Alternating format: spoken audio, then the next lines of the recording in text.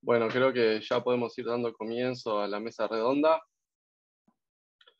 Bueno, quería darles la bienvenida a todos y a todas a esta mesa redonda llamada Humanidades Animales, aproximaciones interdisciplinarias a la comunicación interespecie.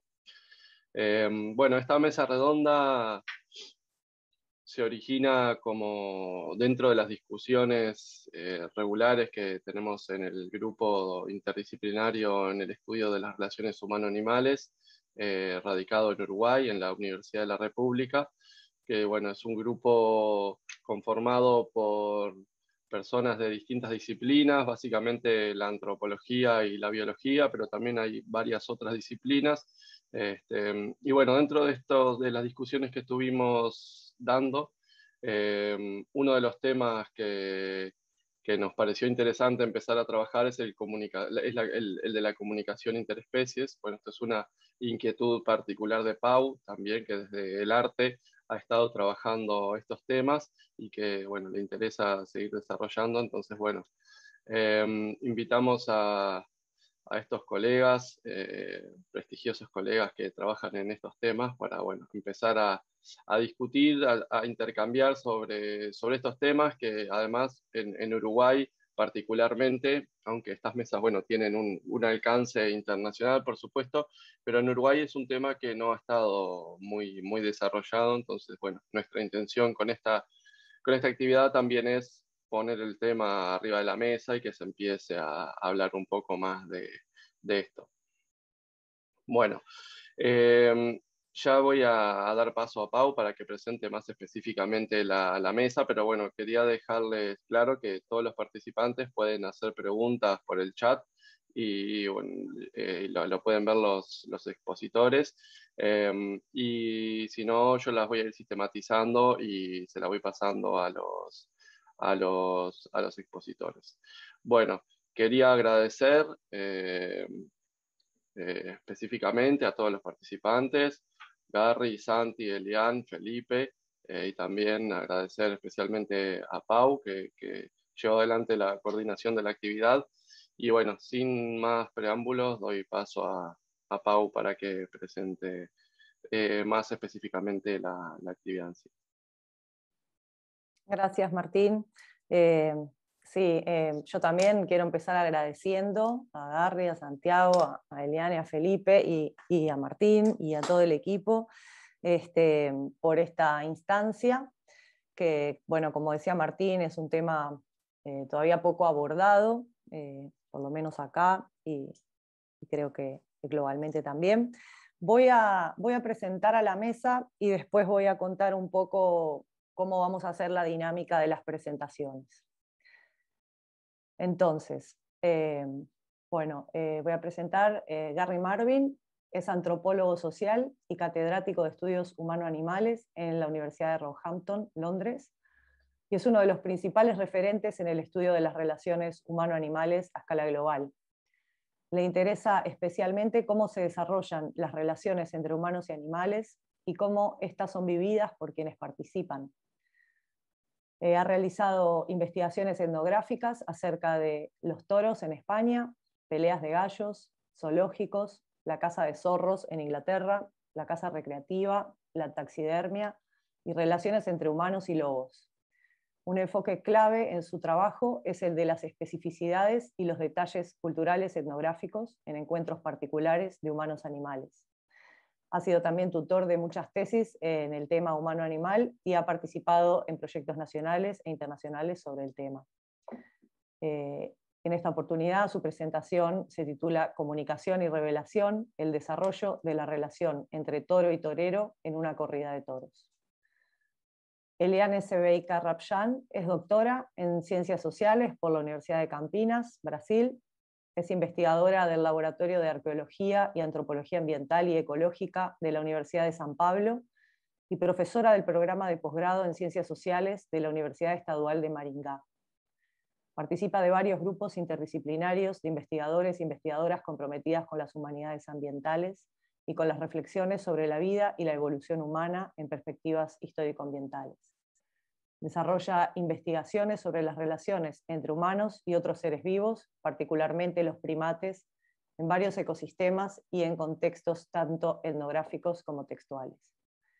Y su presentación en esta oportunidad se titula Reflexiones sobre las culturas de los chimpancés y algunas lecciones sobre las relaciones entre humanos y otros seres vivos. Santiago Cruzada es doctor en Antropología Ecológica por la Universidad Pablo de Olavide, Sevilla.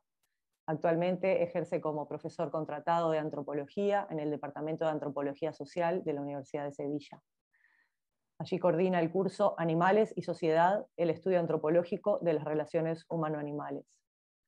Es coordinador del Seminario Internacional Etnografías Alterhumanas. Ha publicado numerosos trabajos en revistas internacionales sobre la caza y las relaciones humano-animales en general. Y su presentación aquí se titula El falso orden de la interacción, dinámicas comunicativas entre cazadores y animales.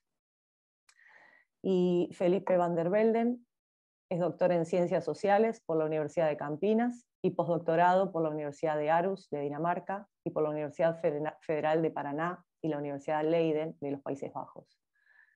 Ha desarrollado investigaciones con los Caritiana, Tupí Airiquem y Puruborá, Tupí Puruborá, en Rondônia desde 2003, enfocándose en un conjunto de relaciones entre humanos y animales que van desde la caza a la cría, del comercio al conocimiento, en aldeas indígenas de la Amazonia, además de reflexiones comparativas en el campo de las relaciones humano-animal y otros no humanos.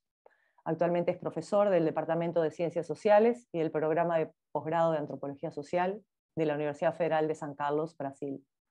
Realiza investigaciones en áreas como la etnología indígena, pueblos indígenas de Rondônia, las relaciones entre humanos y animales y etnografías multiespecies. La dinámica que vamos a tener en este rato van a ser Garry, Eliane y Santiago, van a hacer sus presentaciones de 20 minutos cada uno, y luego Felipe va a comentar las presentaciones y luego abrimos espacio a debate y preguntas. Así que bueno, yo también, sin más preámbulo, Garry, te doy la bienvenida y te escuchamos. Y capaz que nos podemos apagar, los demás apagamos las cámaras mientras Garry presenta. Muchas gracias. Entonces, Juan Martín, tú vas a poner las diapositivas, ¿sí?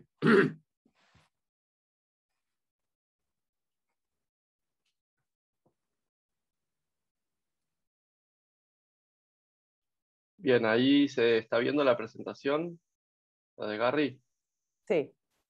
Bien, Vale. Bueno, Garry, cuando quieras. Muchas gracias. Muchas gracias por la invitación. Lo siento. De reforzar lo que escribí en el resumen, no soy especialista en comunicaciones. Mis reflexiones aquí están basadas en mis investigaciones antropológicos y etnográficos en el mundo taurino o en el mundo de los toros en España, especialmente en Andalucía. Y lo que me gustaría ofrecer son reflexiones. No tengo una interpretación desarrollada ni integrada. Y como puse en el resumen, en mi interpretación, lo que ocurre entre el toro y el torero no es un sistema de señales, contestaciones, sino de gestos y repuestos. El toro ofrece al torero y el torero ofrece al toro. Mi presentación sería un poquito extraño en que empezaré con algunas imágenes, pero dejaré la mayoría hasta el final como tipo de exposición visual de mis reflexiones. Entonces, el próximo, Juan Martín, la próxima.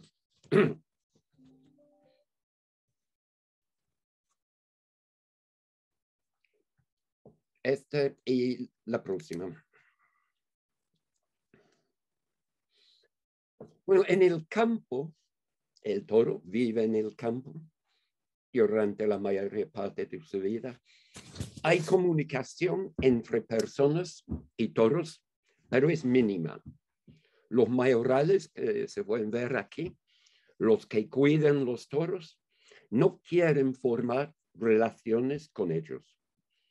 La comunicación transmitida por ellos montado a caballo y nunca a pie, y de vez en cuando usando, como puedes ver abajo, no hay bueyes, usando bueyes, son acciones y señales para trasladar toros a otros campos del cortijo. Aquí, en general, es importante mantener tranquilidad entre los toros y la distancia con personas. Aunque en el campo, en su vida cotidiana, el toro sí ofrece algunas señales de su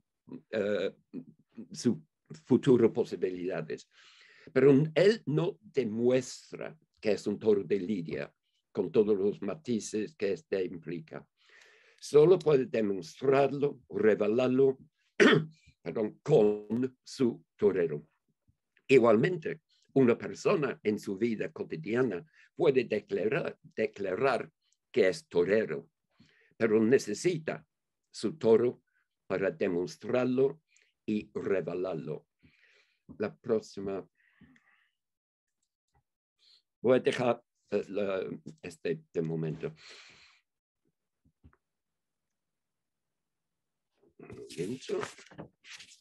Como he escrito en mi resumen, desde el momento que el toro aparece en la arena de la plaza, el torero debe empezar con su interpretación sobre el toro para crear en varias modalidades las posibilidades de una comunicación cercana e íntima con él. Como base de una relación en su desarrollo, está comunicando al pueblo, al público, como una actuación o un performance artística y emocionante. Y como he dicho antes, en mi interpretación, este no es un sistema de señales con prestaciones, pero de gestos y respuestas. No hay tiempo para explicar todos los detalles, pero para los ganaderos, toreros y aficionados, la esencia del toro es su fiereza y no de su ferocidad. Es diferente. Su fiereza manifestada y dirigida por su bravura, su casta y su nobleza. Desde el primer momento en la arena, la esperanza y la expectación es que el toro revela y transmite esas cualidades. Y el torero tiene que empezar entendiendo, comprobando y respondiendo a ellos, o pensando y actuando para revelar posibilidades que todavía quedan invisibles o latentes. Aquí voy a hablar de un desarrollo ideal. A lo mejor el toro no tiene estas cualidades o el torero no tiene las cualidades para aprovechar de lo que el toro ofrece. Hay un refrán pesimista en el mundo de los toros: cuando hay toros, no hay toreros; cuando hay toreros, no hay toros. Un caso de falta o imposibilidad de comunicación y así la imposibilidad de desarrollar una relación completa. Lo que el toro ofrece es la calidad de su espíritu, su agencia, la voluntad de su embista y su forma, estilo de embestir. El toro debe recibir y reaccionar al embiste, pero es mucho más que esto. Él debe responder. Y su respuesta al embiste es su forma de poco a poco templarlo, moldarlo, según el estilo de la lidia o la actuación que él siente como posible o lo que él quiere o desea realizar. Este no es una demanda forzada en el toro, aunque sí, el torero es el que debe que mandar, sino es una invitación de acoplarse, reunirse, ajustarse con él. Lo que él ofrece, el torero, lo que el torero ofrece es su cuerpo y las extensiones de su cuerpo, capote y muleta, al toro para generar su respuesta. Sí, una acción puede empezar con conflicto, un conflicto físico o conflicto de intereses, pero es el intento del torero a través de su experiencia, habilidad, imaginación, es de suavizar y convertir conflicto a un conjunto armónico, una relación sintonizada. Es una comunicación que dura muy poco tiempo y siempre es frágil, con la posibilidad de ruptura después de 2 o 3 lances o muletazos. Hay pasos hacia algo, pero luego no cuajan. Voy a empezar con, muy rápido con algunas imágenes.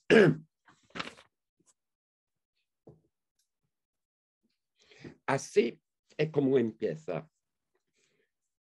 Los toreros en oro y sus cuadrillas en seda esperando. Próxima. Esto es lo que el público está esperando. Un toro fijado, empezando con fuerza.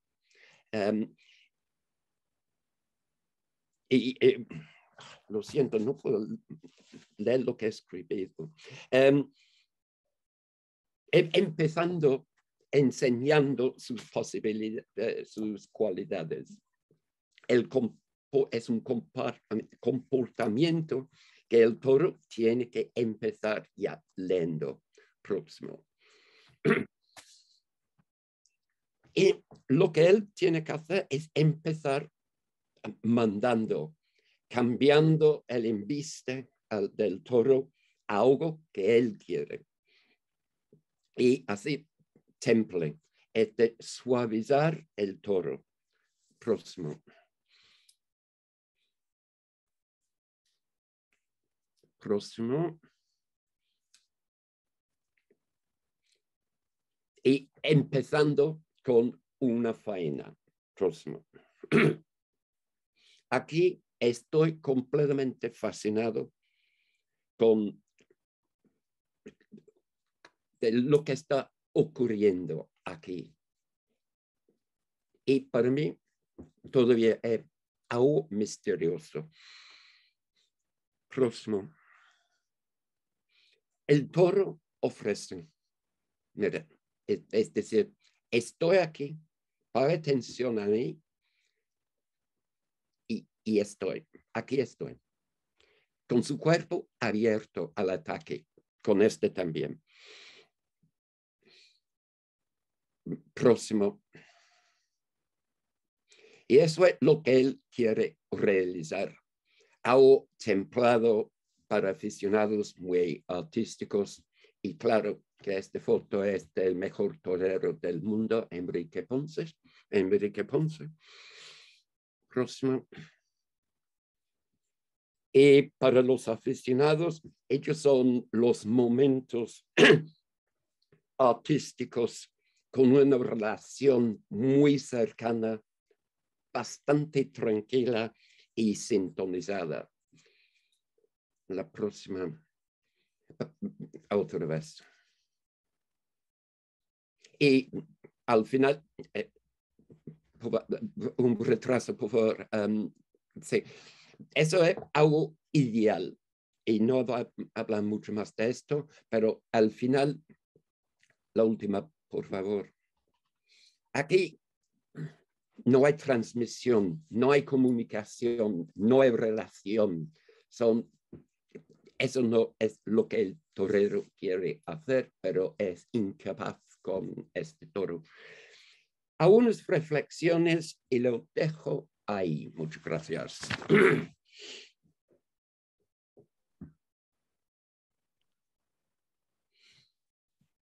Muchas gracias, Garry. Seguimos entonces directamente con la presentación de Elian.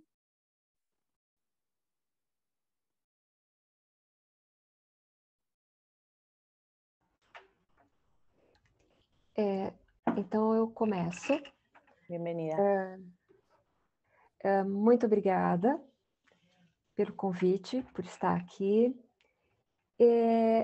Os chimpanzés são uma espécie carismática. E eu tenho estudado os trabalhos dedicados às culturas de chimpanzés e aos comportamentos de chimpanzés há algum tempo. A minha reflexão é fortemente baseada nos trabalhos dos primatólogos, dedicados a chimpanzés selvagens e a chimpanzés em laboratório. Os chimpanzés, então, são uma espécie carismática. 98% dos pares dos genomas de humanos e chimpanzés são idênticos. E, segundo a primatologia, chimpanzés possuem comportamento social complexo, cultura e habilidades cognitivas amplas que permitem, inclusive, o aprendizado de linguagens não verbais. As pesquisas sobre o comportamento de chimpanzés permitem a apresentação de muitas perguntas inspiradas na proposição desse evento sobre a comunicação interespécies, e eu organizei um conjunto de reflexões para apresentar essas perguntas. Eu irei focar aqui especificamente as culturas de chimpanzés e os experimentos de aprendizado de linguagens não verbais em laboratório. As culturas de chimpanzés, elas são, para a primatologia, um conjunto de comportamentos estáveis, coletivos, repassados ao longo de gerações, flexíveis, aprendidos através de interações entre indivíduos e que são diferentes de grupo para grupo. As reflexões sobre culturas de chimpanzés são reflexões feitas sobre chimpanzés selvagens. Vivem na África. No final do século XX, os pesquisadores também afirmavam que as culturas de chimpanzés correspondiam a comportamentos independentes da influência humana. Contudo, nas últimas décadas foram levantados dados que indicam que, por exemplo, o uso de certas plantas medicinais circula entre populações humanas e populações de chimpanzés, por exemplo, na Guiné-Bissau. Mas também no Mali e na Tanzânia. Contudo, não há consenso em relação às culturas de chimpanzés fora da primatologia. Por exemplo, o conceito de culturas de chimpanzés produz um incômodo na antropologia por suas características fortemente funcionais e empíricas, que são uma consequência do esforço da primatologia de produzir dados precisos, quantificações e comparações. A esse conceito de cultura faltaria, do ponto de vista da antropologia, tanto a dimensão do sentido, do significado, do simbólico, da vivência, quanto as modulações decorrentes das interações interespecíficas dadas nos contextos de pesquisa que produzem as tensões tão típicas da pesquisa etnográfica. Em resumo, sabe-se muito sobre certos dados e pouco sobre os processos. Para responder às críticas da antropologia e mesmo da psicologia, os primatólogos têm procurado analisar a vocalização, as críticas sobre a ausência do simbólico nas culturas de chimpanzés, primatólogos dedicados ao assunto têm tentado analisar a vocalização. Por exemplo, o Christopher Bush é um deles. Os gestos e as expressões corporais dos chimpanzés selvagens. E aqui eu exemplificaria o trabalho da Barbara King, como manifestações simbólicas. E esses dados apresentados abriram novas polêmicas, uma vez que sons, posturas e movimentos podem ser tanto trocas de informação quanto linguagem. Se forem informação, o aspecto simbólico pode estar ausente. E as pesquisas ainda não conseguiram esclarecer isso. Se for informação, um grito, um gesto, um movimento pode comunicar algo com exatidão. Por exemplo, comida, sexo, reconheço seu status, predador, segurança ou perigo. Se for linguagem, temos trocas em que os sentidos podem ser múltiplos, fragmentados, manipulados ou modulados. Contudo, como os primatólogos poderiam compreender uma possível linguagem de chimpanzés selvagens? Provavelmente por uma conexão e por comunicação gestual, por comunicação corporal, por olhar. Seria possível estabelecer conexões compartilhadas interespecíficas à distância? Há um outro problema. Se a informação produzida por um animal não humano for carregada de emoção, isso alteraria a comunicação e agregaria sentido aos gritos, gestos e movimentos, ou não? Além dessas dificuldades, um outro grande problema de acesso a uma possível dimensão simbólica do comportamento dos chimpanzés selvagens pelos primatólogos está nos seus protocolos e métodos de pesquisa de campo. De um lado, pesquisadores restringem os contatos para evitar que os chimpanzés se habituem à sua presença e para assim protegê-los da aproximação de caçadores. De outro, o seu método busca um tipo de dado objetivo, não relacional, e tende a limitar a apreensão de qualquer manifestação simbólica, justamente por isso. O debate sobre a capacidade simbólica dos chimpanzés inclui também o debate sobre a evolução humana. Uma vez que a bipedia, o cérebro grande ou a encefalização, a capacidade de produzir e usar ferramentas, a vida social complexa e as habilidades cognitivas são indícios de hominização na linhagem humana aceitos pela primatologia. Todas essas características são também observadas em chimpanzés, em outros grandes símios, os bonobos, os gorilas, os orangotangos e em outros primatas, como, por exemplo, os macacos prego.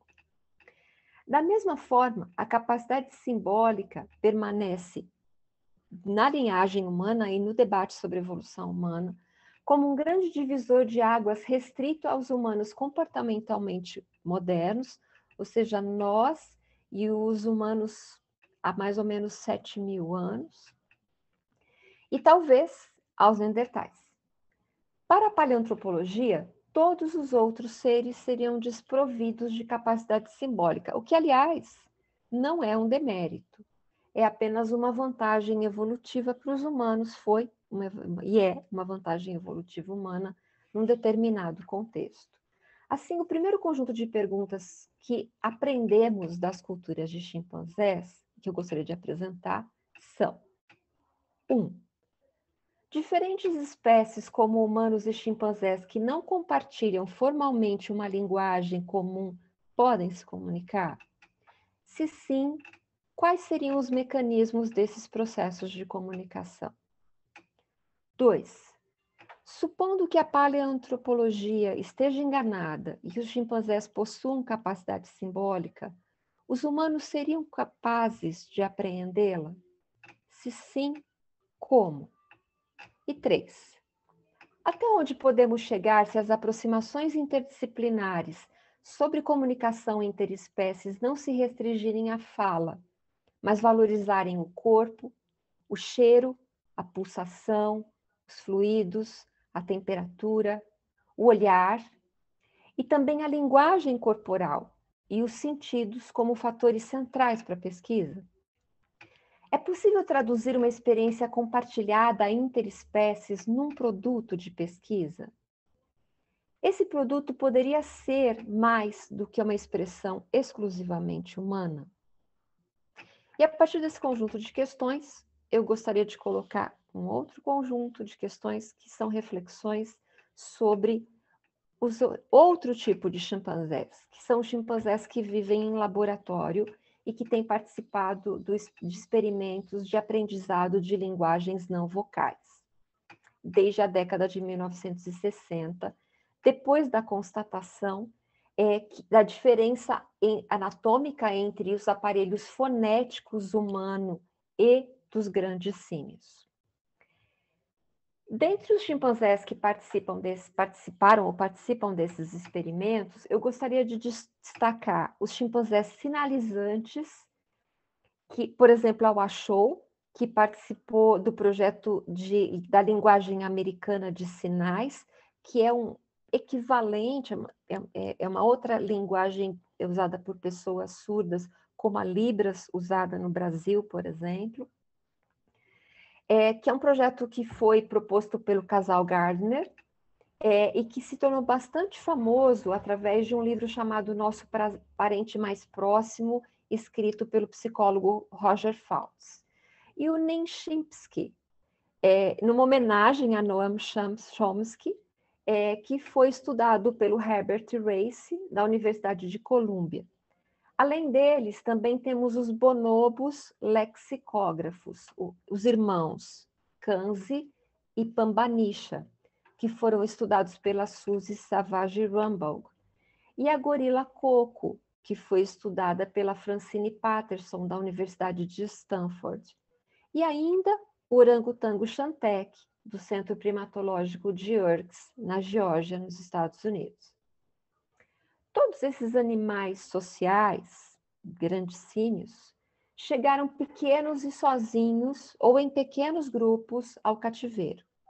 Cresceram e viveram em laboratórios científicos totalmente humanizados. Todos eles estabeleceram fortes vínculos com os humanos baseados em interações constantes e confiança. Tanto humanos quanto esses grandes símios são partes integrantes de grupos interespecíficos. O aprendizado de linguagens não verbais em laboratório é mediado por tecnologias humanas, como a linguagem de sinais ou o lexicógrafo, ainda que submetidos a transformações resultantes das interações entre humanos e os chimpanzés, os bonobos ou os outros grandes símios. E essa linguagem é também uma parte muito importante da vida cotidiana. Faz parte dos experimentos, dos testes, mas faz parte também da vida cotidiana e das interações em relação às brincadeiras, ao alimento e à convivência. Os experimentos sobre aprendizado de linguagem não verbal por chimpanzés inspiram, por sua vez, um outro conjunto de indagações sobre comunicação interespécies que eu enuncio aqui. A primeira indagação: quais as consequências de podermos nos comunicar com outros seres vivos a partir de uma linguagem com códigos comuns e compartilhados? Isso transforma as partes envolvidas? Se sim, transforma como? Se no futuro, através dos avanços da pesquisa numa linguagem compartilhada, formos também capazes de compreender emoções de outros animais que são compartilhados com humanos, como, por exemplo, prazer, dor, medo, senso de justiça, desejo de vingança, amor materno, sofrimento com a perda de parceiros e capacidade de confortar o outro, conforme a lista apresentada pelo antropólogo e primatólogo Pablo Herreros no livro A Inteligência Emocional dos Animais, como essa comunicação e esse acesso às emoções mudaria o debate sobre semelhanças entre os humanos e outros seres vivos. Como isso afetaria o debate ético sobre os seres vivos? E 3, considerando todas essas transformações que ocorrem em grandes símios criados em laboratório, porque, do ponto de vista social e cognitivo, eles são potencialmente muito diferentes dos chimpanzés selvagens, sobre os quais eu falei no início da minha apresentação, e que têm sido analisados pela perspectiva das culturas de chimpanzés, que conhecimento poderíamos obter que nos permitisse refletir sobre, por exemplo, a habituação e o confinamento de outras espécies? Eu encerro a minha apresentação enfocando algumas das lições que temos aprendido, eu, outros antropólogos e outros pesquisadores das chamadas humanidades ambientais, e nas minhas conversas com os primatólogos e primatólogas, que temos aprendido a partir dos efeitos produzidos pelas culturas de chimpanzés e pelos experimentos de aprendizagem não verbal por chimpanzés e bonobos em laboratório e que têm estimulado as nossas reflexões. A primeira lição. Um efeito muito importante dessas pesquisas é o impacto das narrativas primatológicas sobre as configurações do mundo pós-colonial. Ao relatar a complexidade, sutileza e inteligência dos grandes primatas que vivem em regiões do mundo, outrora dominadas por impérios que pretendiam civilizar selvagens e controlar a natureza, a primatologia, supostos selvagens, a primatologia contribui para quebrar e desfazer as dualidades hierárquicas entre natureza e cultura, que justificaram o poder imperialista e estabeleceram a condição de natureza a ser dominada aos humanos e aos não humanos. Outra mudança sensível relacionada a esses debates, que tem sido promovidos por pesquisadores com grande experiência acumulada em laboratórios, direcionados ou não à linguagem, mas com os quais esses pesquisadores produzem mecanismos de comunicação interespécies, como, por exemplo, Franz de Waal, acerca do questionamento da herança genética da violência masculina, ou da origem da empatia, ou da proposição de uma ética transhumana, são aspectos do debate muito importantes e que alteram bastante a configuração das nossas reflexões sobre relações entre humanos e outros seres vivos. 3. Há uma outra lição que eu gostaria de enunciar. O problema da comunicação interespécies em relação aos chimpanzés e outros grandes primatas enfatiza aspectos das pesquisas científicas nas biociências que foram ou são relegados ou desconsiderados pelas ciências duras. Fatores como a interação através do olhar, a conexão, a empatia, a subjetividade e a imprecisão podem ser registros valiosos na coleta de dados. Critérios como a ambiguidade, a dúvida, as emoções e, novamente, a subjetividade no registro das observações de pesquisa podem ser importantes para a análise, uma vez que permitem captar elementos que escapam das técnicas de pesquisa dirigidas aos fenômenos que podem se medir e quantificar. E é aí que as parcerias interdisciplinares podem ser muito valiosas. Por fim, precisamos estar atentos, pois cada mudança em nossas concepções sobre os chimpanzés afeta o modo peculiar de produzirmos definições sobre o humano. E é aqui que eu termino a minha fala. Muito obrigada. Muchas gracias, Eliane. Y vamos enseguida, le damos la palabra a Santiago, la tercera presentación, antes de pasar a los comentarios. Muy bien. Bueno, ¿se escucha bien? ¿Sí? Sí, se escucha bien. Vale, gracias. Muy bien, bueno, pues muchas gracias en primer lugar al grupo interdisciplinario pues, para el estudio de las relaciones humano-animales de la Universidad de la República, pues por organizar este interesante simposio, ¿verdad? Y también por la invitación que me hicieron llegar. Gracias a las colegas que me han precedido, porque hoy de alguna manera pues siento que sé algo más sobre la animalidad de los toros y también de los chimpancés y cómo se interaccionan con ellos, ¿no? Cómo los humanos interaccionamos con ellos, algo que sin duda estoy seguro pues nos permitirá conocernos aún más también a los seres humanos. Pero creo que si algo queda claro de lo que se viene diciendo y en lo que yo espero también un poco, digamos, aportar, es que quizá sea necesario cambiar algunas de las ideas básicas que determinan ciertas creencias, sobre todo para entender que la realidad no es necesariamente lo que nosotros creemos que es, ¿verdad? Encontramos distintas realidades, y lo estamos viendo, ¿no? Dependiendo no solo de la especie en la que centremos nuestras miradas, sino que también, y como muy bien ha expuesto Elian, ¿no? Que esa realidad no puede ser de alguna manera comprendida hasta cierto punto en función de las relaciones que mantengamos con esas especies y, bueno, hay que cuestionar hasta qué punto también esa realidad pues, puede ser dada como absoluta desde la boca, ¿no? Desde el discurso de los seres humanos. Pero en este punto creo que hemos de partir de una premisa de que efectivamente ningún dato ni ninguna información puede ser entendido como verdaderamente bruto y que todo registro supone de una u otra manera una transformación y una remodelación por aquella especie, por aquel individuo que la recibe, ¿no? Esto de alguna manera también complejiza las exploraciones que se vienen realizando sobre las relaciones humano-animales y particularmente sobre las formas en las que se producen estas interacciones.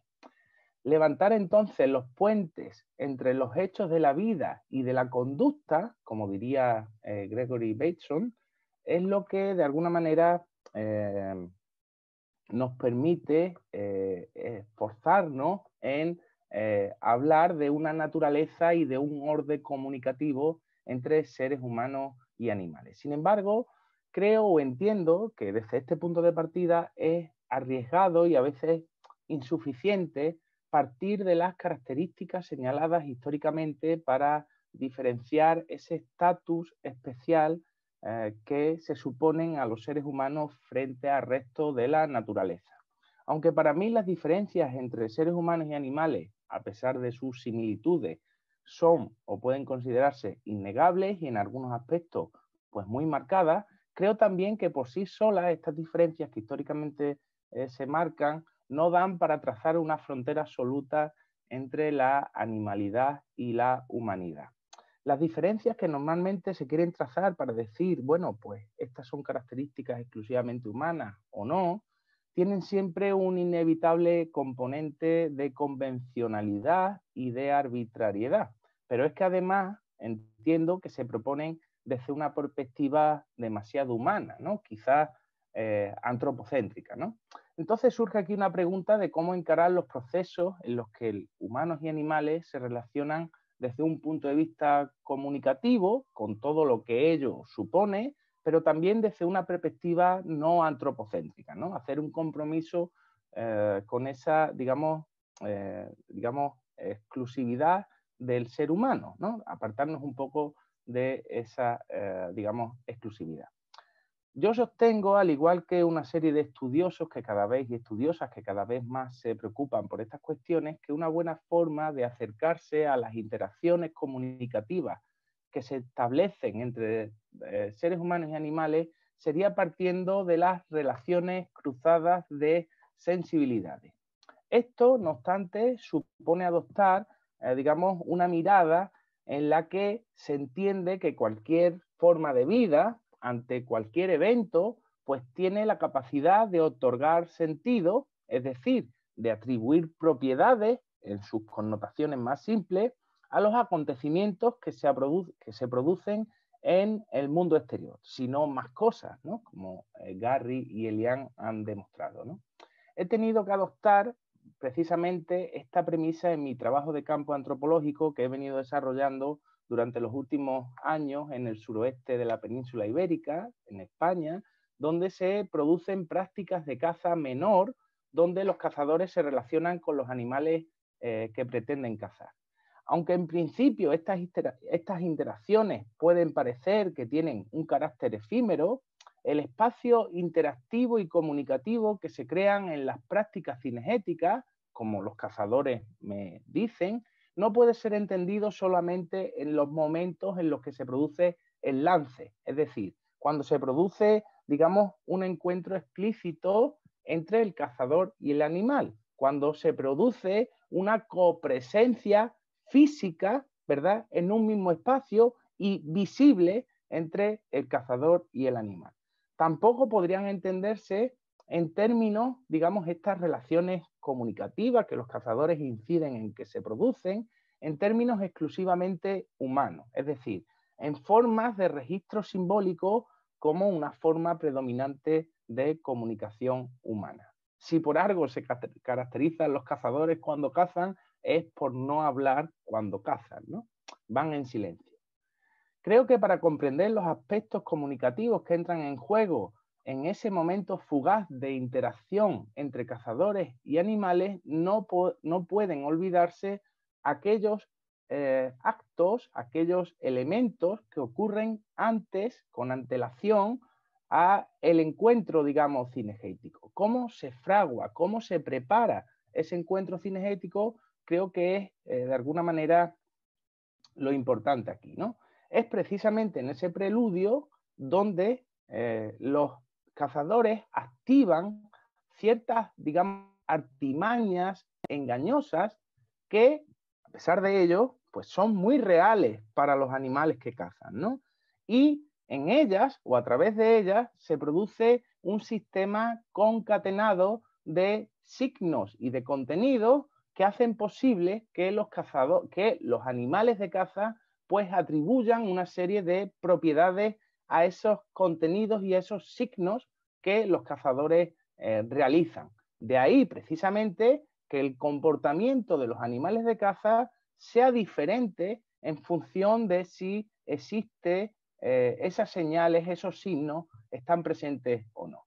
En otras palabras, los cazadores han de generar, como decía el filósofo Ortega y Gasset, ¿verdad?, que haya caza. Es decir, han de provocar un encuentro con los animales para poder cazarlos. Es por ello que reitero que son los actos previos que realizan los cazadores para generar un encuentro, digamos, engañoso con los animales, los que tienen importancia desde el punto de vista interactivo y comunicativo. ¿Por qué? Bueno, pues porque básicamente una vez que se desvela la presencia del cazador, ¿verdad?, y se produce una copresencia inmediata y visible entre el cazador y el animal, la interacción o bien se colapsa por la huida del animal o bien se colapsa por la muerte de este, ¿no?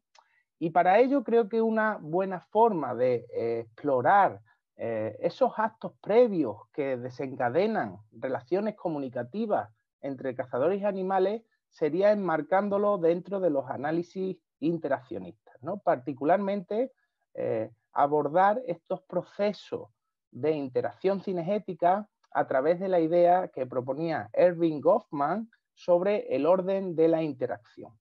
Goffman señalaba que el orden de la interacción, y cito literalmente, capta al ser humano justo desde ese ángulo de su existencia que muestra una superposición considerable con el de otras especies.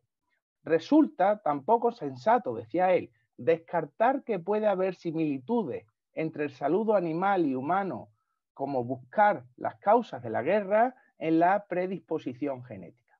Pero bueno, a pesar de que es un buen, digamos, marco inspirador para empezar a evaluar y explorar esos actos previos, ¿verdad?, creo que en mi caso esa propuesta debería ser un tanto ampliada para que tuviese más alcance, ¿no?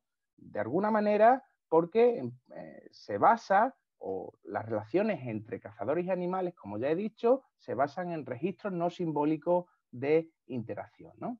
Y además porque para Goffman el orden de la interacción que se provoca después de un encuentro cara a cara es el mismo acto interactivo. Y en ese sentido, las artimañas que realizan los cazadores, digamos, deberían en ese sentido ser analizadas durante el orden de la interacción o como resultado de este una vez que el mismo ha finalizado, lo cual no tiene, digamos, una continuidad.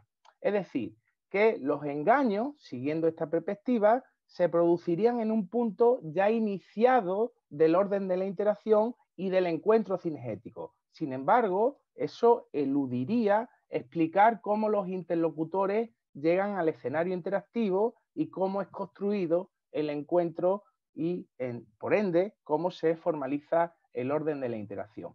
Por otro lado, también entiendo que en nuestro caso el orden de la interacción se dilataría en el tiempo a una, digamos, situación interactiva que precede al encuentro cara a cara. Pero también esas interacciones, pues, no se desarrollan, como decía, en términos exclusivamente simbólicos.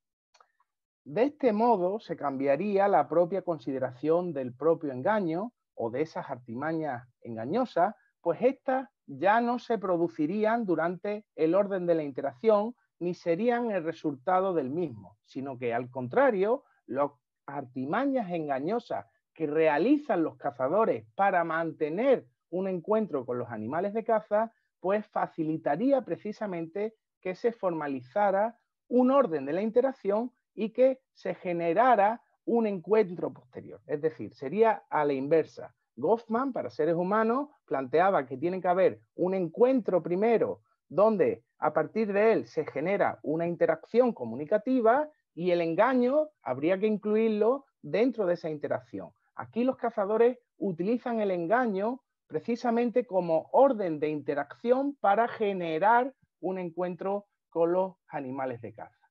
De este modo, en el proceder cinegético, ¿verdad?, los animales responden a ciertos elementos, entre comillas, ficticios, porque para ellos son bastante reales, creados por los cazadores y que generan, como ellos mismos dicen, una alteración en las intenciones, en las conductas y en las actividades normales que presentan los animales. Es justo en ese momento en el que, de alguna manera, cambia la disposición comunicativa, utilizando los términos de Goffman, cuando los cazadores entienden que están interaccionando directamente con los animales. Es decir, cuando los cazadores observan que los animales cambian sus, digamos, trayectorias, por ejemplo, de vuelo, o que efectivamente, digamos, que eluden los sitios que ellos llaman de querencia, es decir, los sitios más habituales, a partir de ciertos signos que los cazadores producen, pues es cuando los cazadores entienden que están en una interacción, por muy efímera que sea, que produce un encuentro con los animales.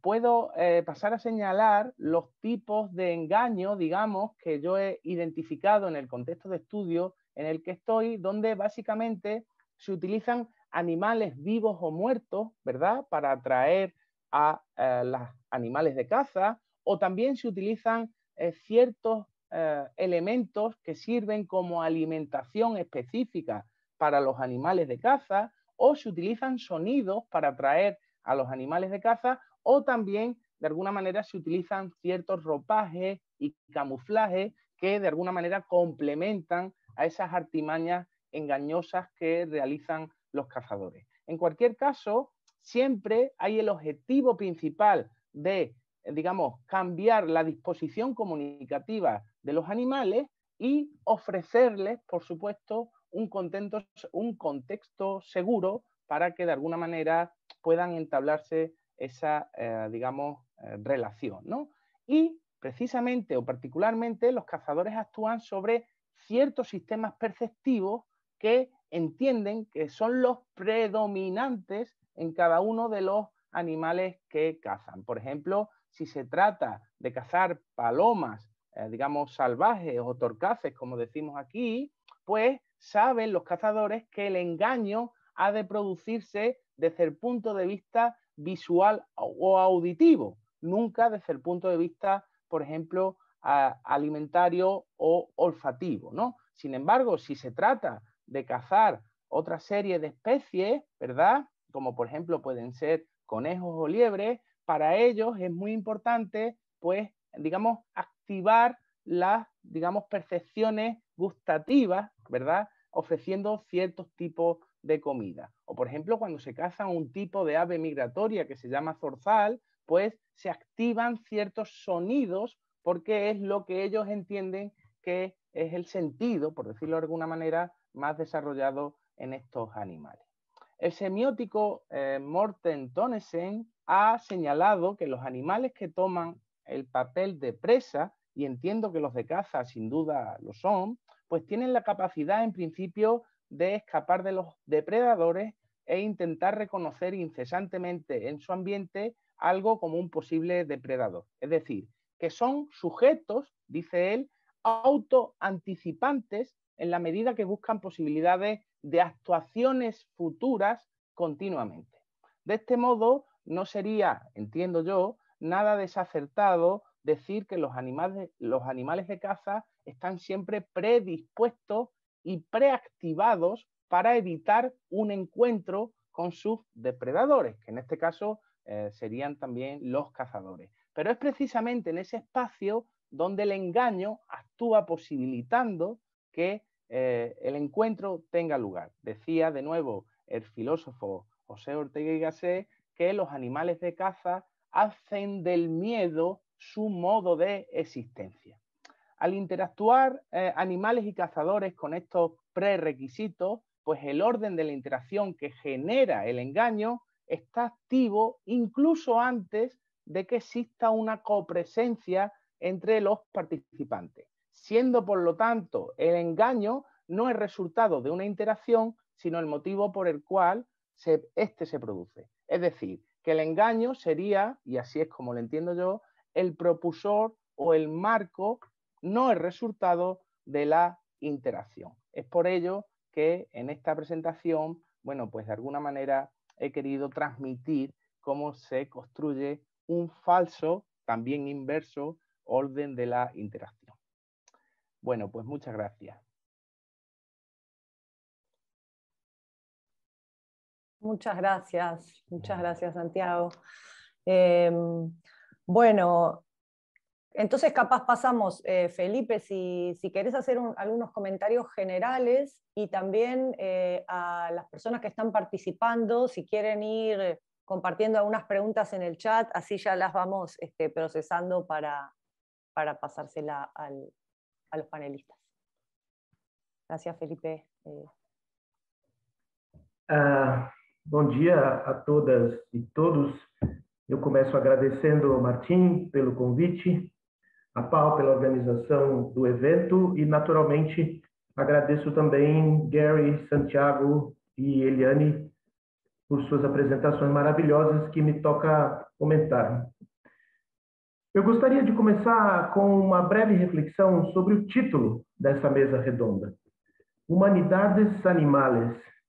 O que se quer dizer com isso, da perspectiva da comunicação interespécies? Parece-me que se trata de imaginar a comunicação porque os animais conformam uma humanidade. Assim, esse título me parece bastante amazônico.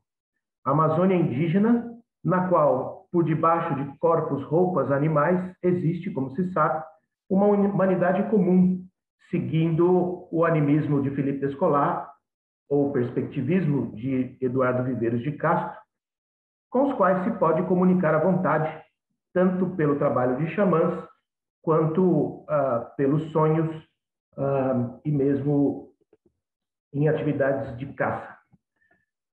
Mas aí não parecem existir problemas em imaginar a comunicação, pois todos, afinal, falam línguas humanas. Ou não, pois as línguas animais, produtos de seus corpos antes que de seus espíritos, acabam sendo diferentes, e é preciso falar as línguas dos animais para alcançá-los, tanto quanto os animais em condições singulares, no xamanismo, no transe, no sonho ou em um ataque, falam as línguas humanas.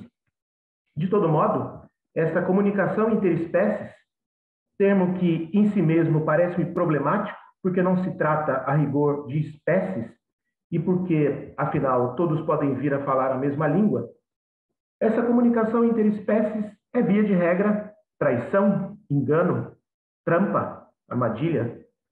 Caçadores comunicam-se com animais para atraí-los e predá-los, assim como sabemos, desde pelo menos o trabalho de Peter Rivière, que quando esse mesmo caçador responde ao chamado de um animal ou outro ser não humano qualquer, está sendo fatalmente atraído para a morte. De todo modo, a mim me parece que a comunicação com animais e outros seres não humanos, desde o ponto de vista animista ou perspectivista, é sumamente antropocêntrica. Não que isso seja um problema, claro, se trata de uma teoria nativa, mas ambos, animismo e perspectivismo, me parecem abdicar da necessidade de algum compromisso com modalidades não antropocêntricas e mais simétricas de comunicação entre humanos e animais. Abdica-se, por exemplo, de uma genuína etologia, porque, no limite, o que comanda as ações e comportamentos dos animais é esse fundo comum de humanidade, que está necessariamente atrelada à condição de sujeito. Interrogar-se, assim, sobre as razões dos animais enquanto atores, agentes ou sujeitos, é interrogar-se, afinal, sobre razões humanas. Mas, pergunto, estaríamos em melhores condições se o título desta mesa fosse invertido e falássemos em animalidades humanas? Eu acho que não, pois aí talvez fôssemos, se isso é possível, ainda mais antropocêntricos ao imaginar que o suposto animal que existe em nós comunica-se com o animal que existe, bem, no animal. Tratar-se-ia, então, de imaginar, mais uma vez, uma comunicação interespécies cuja medida está no humano, animal humano, mas humano de todo modo. Eu me comunico com outras espécies porque partilho com elas uma animalidade de princípio, que nos faz, afinal, semelhantes, não diferentes. E esta semelhança, a mim me parece, também faz vista grossa a possibilidade de uma genuína comunicação entre espécies distintas, e não algo que só é possível por alguma coisa que nos conecta, seja um espírito humano comum a todos, seja um espírito animal igualmente distribuído. Quero imaginar uma comunicação que de fato atravessa fronteiras, uma que demanda efetivamente para sua compreensão uma tradução interespecífica, ou ao menos a compreensão libertadora de que me comunico apesar das diferenças ou ao largo delas, sem ocupar-me com semelhanças que permitam esta comunicação, e mesmo que esta comunicação seja truncada, seja imperfeita, seja falha. Aí, na minha modesta percepção, reside o problema interessante de fato. Algo como a ideia de que a própria tradução entre línguas humanas se mostra tarefa arriscada quando se parte da premissa de que as línguas humanas ou linguagens humanas não diferem apenas na forma de seus conteúdos distintos sobre uma mesma forma estrutural, mas que as próprias noções do que constituem língua, ou mais amplamente comunicação, podem ser radicalmente distintas. Não basta, assim, traduzir. É necessário ir bem mais a fundo, partindo da consideração de que não existe, ou pode não existir, uma base geral em que se sustenta a comunicação, pois comunicar pode ser muitas coisas que não cabem em nossa definição nativa do fenômeno. Assim, começamos a conversa, porque a base para refletir sobre a comunicação interespécies não pode ser necessariamente uma base humana, embora possa ser, sob risco, mais uma vez, de buscarmos um humano oculto sob o animal ou um animal oculto em nós, humanos. É fundamental, assim, investigar em que consiste uma comunicação interespecífica que seja, de fato, algo como aquilo que Eduardo Kohn chamou de pidgin transespécies, ainda que a noção de pidgin talvez repouse, ao fim e ao cabo, sobre bases antropocêntricas. Estou pensando em fenômenos como os descritos em um artigo de Stéphane Renesson, Emmanuel Grimaud e Nicolas César sobre os tailandeses que se comunicam com besouros que põem para lutar, nos quais são leves vibrações nos bastões em que os besouros são sustentados, que permitem que os competidores troquem informações com os insetos. Ou no trabalho de um jovem antropólogo, Genilson Ferreira, que nos informa que mulheres se comunicam com caranguejos que coletam no Nordeste do Brasil, pelo canto, mesmo que esses crustáceos não tenham, segundo zoólogos, biólogos, estruturas auditivas. Mas como podem ser seduzidos com um canto se não escutam? Não obstante, apesar dessas considerações, parece-me claro que o grau de alteridade do animal, por assim dizer, assim como a natureza da comunicação entre humanos e não humanos, só pode ser definida etnograficamente. Eu quero comentar mais especificamente, dois pontos que me apareceram nessas 3 comunicações fantásticas. A primeira tem a ver com o estatuto do corpo na comunicação interespecífica. Porque, bom, acho que isso, sobretudo, o caso apresentado por Gary e por Eliane, enfim, de qual é a natureza, né, desse encontro de corpos, como por exemplo, toureiro e touro colocam seus corpos em interação. E eu fiquei pensando nisso, porque acho que boa parte da discussão a respeito da comunicação entre humanos e animais passa pelo corpo. E, claro, seres humanos, entre nós, nos comunicamos bastante. Uma parte significativa de nossas interações acontece com o corpo. Mas eu fiquei me perguntando desse avanço recente que Eliane observou na primatologia, em que o estudo de vocalizações, de gestos e de expressões corporais funcionam como índices de uma manifestação simbólica presente nos primatas, nos chimpanzés. Mas a minha pergunta, ou a minha questão, talvez para os 3 apresentadores,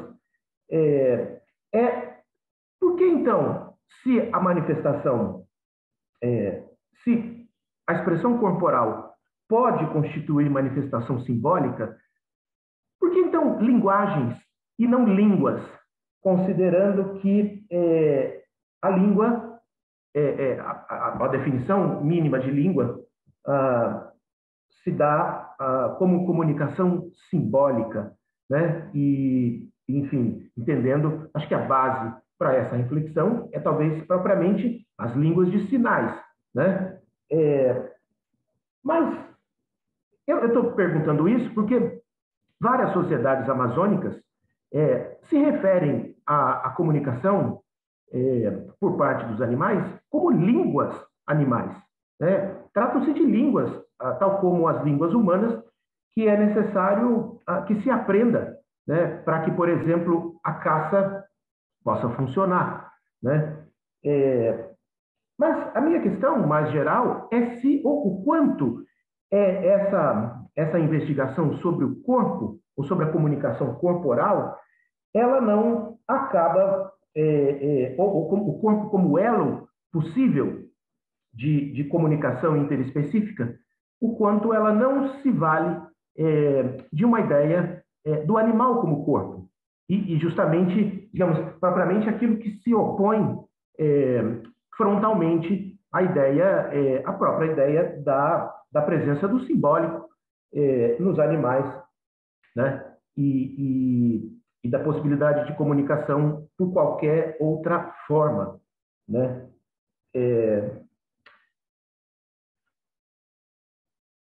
O segundo ponto que eu gostaria de colocar, talvez esteja mais relacionado à exposição de Santiago, na verdade, dois pontos, né? O primeiro acho interessante essa, digamos, esse repensar a fronteira entre humanidade e animalidade, mas a minha questão é: o estatuto dessa fronteira entre humanos e animais seria equivalente ao estatuto das fronteiras entre distintos grupos humanos? Eu estou pensando particularmente no modo como a virada ontológica, o giro ontológico, me parece ter feito com a própria possibilidade de comunicação entre sociedades humanas. Estava falando um pouco sobre isso antes, né? A falácia, e eu acho isso bastante interessante, o que me parece ser a falácia ou a falsa ideia de que se há ruídos excessivos na comunicação entre humanos e animais, não os há na comunicação entre grupos humanos, né? Essa ideia é falsa, obviamente, mas aí isso me leva a uma pergunta sobre se essa oposição entre humanidade e animalidade, e talvez a própria oposição entre distintos grupos humanos, ela não pode ser pensada, sobretudo, como processos, não como estados, não como categorias, mas como processos de animalização ou de humanização que, enfim, processos que fazem a fronteira se deslocar o tempo inteiro a partir de conjunturas históricas ou da forma como as relações assumem, e que impacto pensar essa distinção entre humanidade e animalidade como processo teria na própria ideia de comunicação entre humanos e animais, né? Se não há fronteira ou se há uma fronteira móvel, né? Que tanto, digamos, pode tornar animais ou aproximar animais de humanos, como aproximar humanos de animais. A segunda questão, e eu já vou concluindo, é que a exposição de Santiago me lembrou bastante aquela discussão, o artigo e a discussão de John Knight a respeito do silêncio da caça, The Silence of the Hunt. Por quê? Efetivamente, as respostas à provocação de John Knight, por Tim Ingold, por Laura Rival e outros, tem a ver justamente com a ideia de que a comunicação, vamos dizer assim, a interação entre humanos e animais na caça, efetivamente não se resume ao momento do encontro, né, do encontro potencialmente mortal, mas que se desdobra de maneira intensa, tanto antes desse momento, como depois dele também, né, no sentido de que, então, a morte ou a fuga não encerram a comunicação, porque o que se tem são muitos eventos, digamos, de uma morte produtiva, né? Uma morte ou todo o conjunto de interações ou de informações que continuam circulando entre caçador, presa e muitas vezes uma terceira figura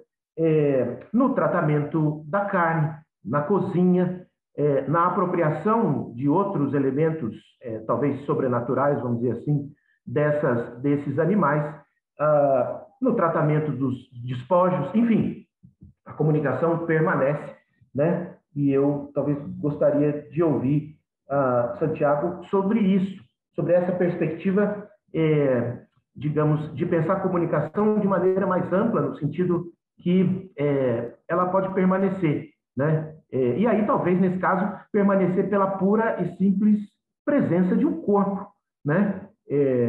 Talvez o espírito se vá, mas um corpo permanece.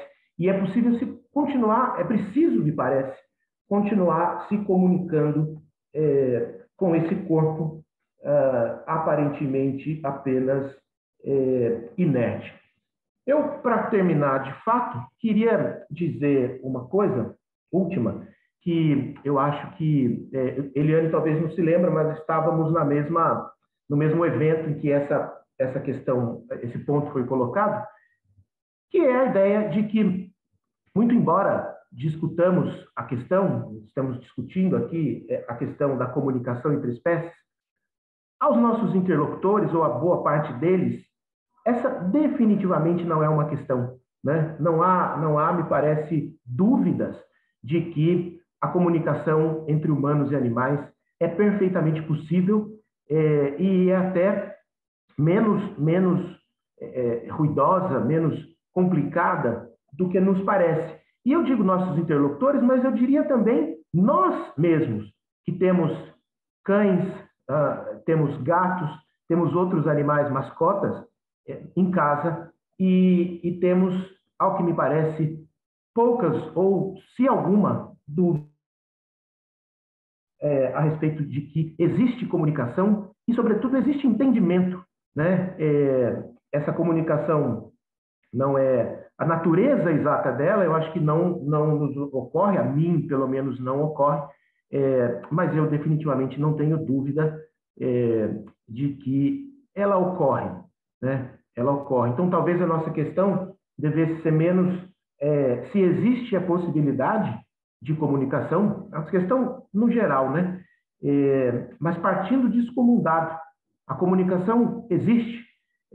A questão é nos interrogarmos etnograficamente sobre qual a natureza dessa comunicação, como é que ela acontece, né? Tanto da parte da emissão quanto da parte da recepção, mesmo que essa comunicação, como no caso da caça, né, seja alguma comunicação cheia de equívocos, né?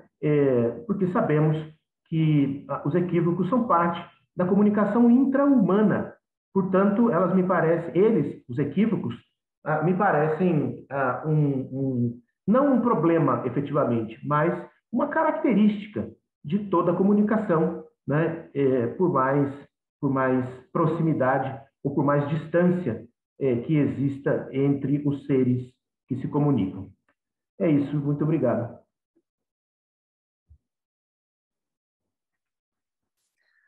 Muchas gracias Felipe por los comentarios. Capaz que ahora podemos prender nuestras cámaras y no sé si quieren empezar respondiendo algo de alguna de las preguntas que dejó planteadas Felipe. Creo que hizo una para Santiago específicamente. Sí, si os parece, le respondo yo y empezamos así, ¿no? O así sí. por el toque último, ¿no? Bueno, sí. Pues muchas gracias a Felipe, ¿no? Por la atención que prestó a las tres comunicaciones, a las tres ponencias, ¿no? Y gracias, pues, por sus comentarios bueno, que nos abren un debate y también, pues, son muy fructíferos, ¿no? Con respecto Santi, a las dos... ¿sí? Además, quería agregar que Felipe está en la Amazonía ahora haciendo trabajo en campo, así que es un esfuerzo extra en conectarse y en estar con nosotros, así que bueno. Eso, desde buenísimo. Luego, ¿no? Desde luego, ¿no? No es fácil, ¿no? Aunar todas las cosas. Bueno, efectivamente, él ha hecho una lectura bastante atenta de las comunicaciones que hemos realizado, tanto Elian como Gary como yo, y con respecto a los comentarios que me parecen bastante importantes y muy interesantes con respecto a la comunicación que realicé, pues efectivamente hay que discutir, o quizás por el tiempo, a mí me gustaría matizar esa idea de digamos, esas fronteras o esas trazas, bueno, esos trazos que históricamente, de alguna manera, han querido, digamos, separar a seres humanos y animales, ¿no? Y esto va en sintonía también con lo que él planteaba sobre qué es lo que ocurriría si le diéramos la vuelta al título de este panel, ¿no? Y en ese sentido, bueno, simplemente me refería a que en ciertos contextos, bueno, y yo me refiero a este contexto, digamos, ciertamente occidental, que es la península ibérica, pero donde no opera desde mi punto de vista, y sobre esto también podemos reflexionar y debatir, esa ontología predominante que se atribuye a contextos occidentales, como puede ser el naturalismo, ¿no? Pero bueno, en cualquier caso, me quería referir a que efectivamente cuando se hacen distinciones entre humanos y animales, se caen o se incurren al menos en 4, digamos, prototípicas proyecciones con respecto a lo que nos diferencia. Una puede ser, en primer lugar, la autoconciencia, pero como Elian, ¿verdad?, sabe muy bien, pues en otros primates, en grandes simios, incluso en grandes mamíferos como delfines, pues se ve que efectivamente la autoconciencia existe. Hay animales que se reconocen de sí mismos, y no estoy diciendo que estamos hablando en nuestros contextos, digamos, más occidentales, no en contextos de tipo animista, pues que efectivamente los animales se autorreconocen en un espejo, ¿no? Por lo tanto, ahí hay una característica que se supone exclusivamente humana, pues que ya hay una parte de la animalidad que efectivamente la tiene, ¿no? Otra de las cuestiones que de alguna manera se plantean como que son exclusivas de los seres humanos, bueno, pues es la conciencia moral, es decir, saber distinguir entre cosas buenas o cosas malas, o acciones que se consideren en ciertos contextos buenas y acciones que se consideren en ciertos contextos malas, ¿no? Y en ese sentido, cualquiera que tenga un perrillo en casa, pues sabe que efectivamente los perros saben si hacen bien o mal, incluso los gatos, y no te digo nada, pues los grandes primates, por ejemplo, ¿no? Otra de las cuestiones que también efectivamente se proyectan con respecto a esa exclusividad o a esa esencia humana con respecto a otros animales, pues quizás sería la teoría de la mente, ¿no? Decir que solo los seres humanos poseen una teoría de la mente. Bueno, sabemos y tenemos casos de estudio en las que se le plantean a ciertos cuervos del Pacífico resoluciones de problemas bastante complicados y las resuelven, ¿no? Por lo tanto, ese conglomerado de ideas o ese procesamiento de ideas que denominamos mente, pues tampoco es quizás tan exclusivo de los seres humanos. Y por último, y creo que es la más crucial, pues que el ser humano tiene la capacidad de simbolizar, ¿no? Y que se manifiesta efectivamente a través del lenguaje. Pero claro, Elian ya habló sobre esto y Elian pues, puede decir algo al respecto. Y es que efectivamente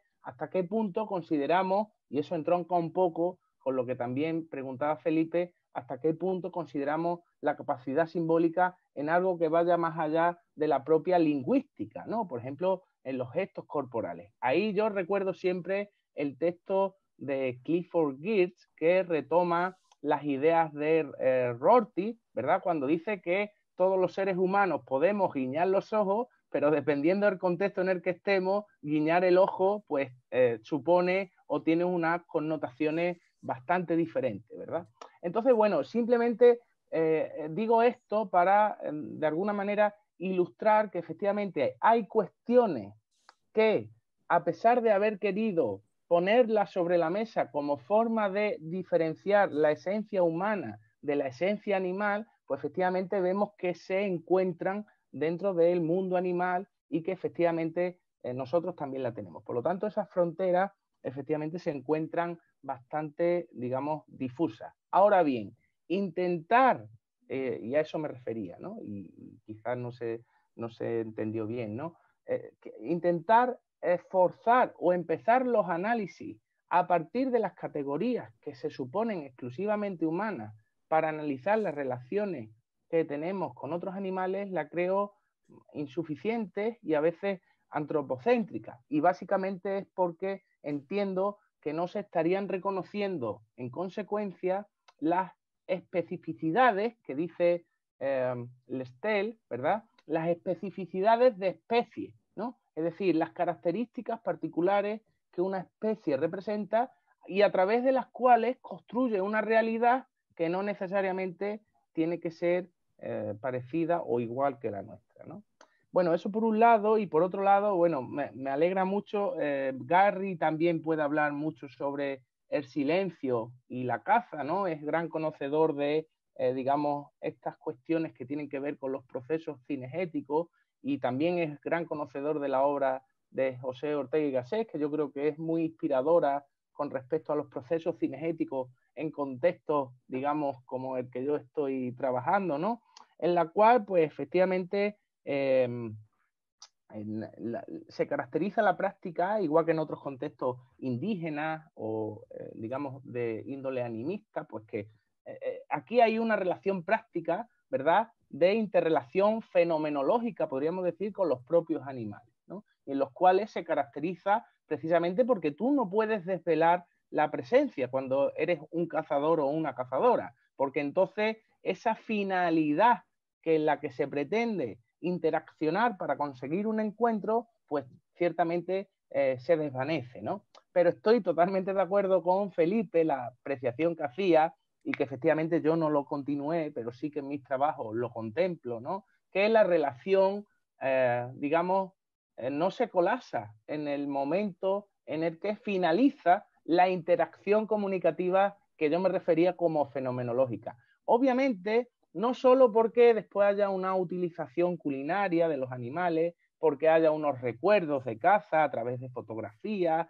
a través de relatos, porque incluso, Gary también yo creo que trabajó esto, efectivamente se diseque, se embalsame o se utilice la taxidermia como forma de recordar al animal, sino que es que además, y esto lo planteo yo en algunas de las cuestiones que he trabajado y que he publicado, es que entiendo que si bien la interacción, digamos, desde el punto de vista fenomenológico y en el proceso cinegético se da solo con un animal, o bueno, cuando son, por ejemplo, aves migratorias con más animales, en ese justo momento que se está cazando, a pesar de que exista la muerte de ese animal, la relación sigue no con ese animal, sino con la especie a la que pertenece ese animal. De tal manera que, de alguna manera, pues se entendería los animales de caza, llamémoslo como una metonimia, se coge la parte por un todo. Esto, por ejemplo, lo veo yo en los contextos donde trabajo, porque los cazadores, a pesar de que, por ejemplo, matan los fines de semana cuando van de caza en periodo hábil, pues perdices, no dejan de cuidar las perdices, es decir, no dejan de atenderlas, de saber si están enfermas, de proveerles alimentos, si por ejemplo no tienen, etcétera. Por lo tanto, sí que tenía razón y agradezco la matización que hacía Felipe, que efectivamente la comunicación o la interacción en este caso es más amplia. Yo me refería en este momento a la interacción, digamos, fenomenológica que produce, digamos, adecuarse a especificidades de especies y estas, desde el punto de vista de los cazadores, no tanto mía, se producen en formas de registro no simbólicas. Voy a leer un comentario que tenemos por acá en el chat de Silvia Corte. Primero agradece bueno, por la mesa, con por panelistas y una temática muy interesante. Dice, mi pregunta viene por el lado de la perspectiva antropocentrista que ha predominado. Se sigue manteniendo la idea de separar humano de animal, desconociendo la animalidad de nuestra especie, así como su continuidad evolutiva con las otras especies animales. Que los demás animales tienen emociones también y que son adaptaciones evolutivas ya no es discutido. En el año 2012 también hubo una declaración sobre la conciencia, Declaración sobre la conciencia de Cambridge, en todos los animales, que incluye algunos invertebrados como los pulpos. No sé si alguien quiere hacer algún comentario de eso, es una reflexión. Creo que de todas maneras, bueno, Felipe abordó un poco ese continuo, ¿no? Entre, bueno, humanidades animales, animalidades humanas. No sé si quieren hacer un comentario de eso. O de la declaración esta de Cambridge, de la conciencia de los animales. Intentaré con algo. A lo mejor soy cobarde intelectual, porque yo busco siempre refugio de la teoría metateoría en la antropología, en la etnología particular. Entonces, para mí, yo escucho lo que dicen los toreros sobre el toro y lo que dicen los ganaderos sobre el toro. Y si ellos dicen que el toro es tal, para mí, eso es mi trabajo. Yo no puedo decir, pero no es, o es imposible que el toro pueda ser así. Y ellos hacen, por ejemplo, comentarios muy interesantes. Antes, en mi primer estudio, yo dije que el toro tiene que responder a sus cualidades animales. Y había un ejemplo muy interesante, pero poco a poco en la plaza el toro aprende la diferencia entre torero y el capote. Y tenemos problemas con esta palabra engaño aquí. Pero entonces aprende. Y la cosa es que ellos no esperan que el toro aprenda. Entonces, en un momento, había un toro mirando al torero y no al capote.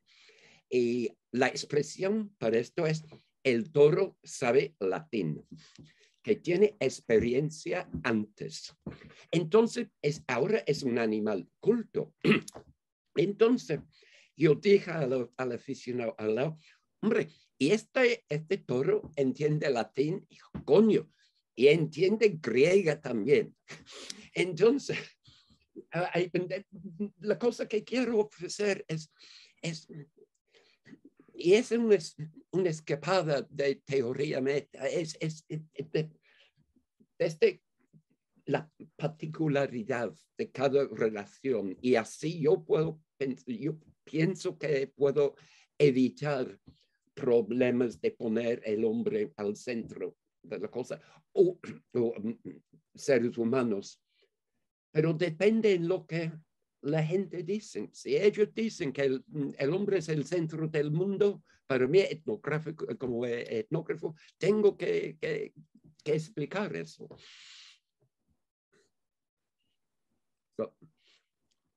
Lo siento por mi castellano.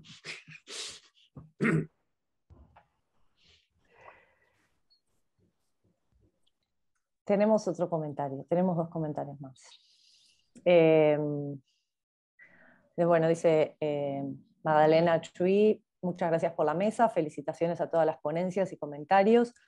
Mi pregunta es si mirar hacia la comunicación entre especies no humanas puede ayudar a ver el problema desde una posición no antropocéntrica, sino multiespecífica.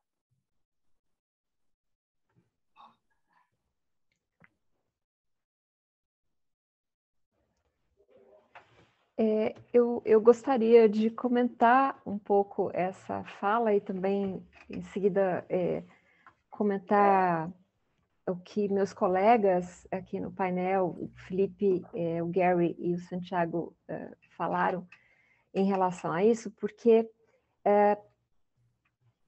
a partir da minha experiência com relação aos outros primatas, quando a gente fala de comunicação interespécies, o problema, né, de colocar o homem no centro ou criar dualidades ou deslocar essa perspectiva depende muito de quem enuncia, né, de quem fala, né?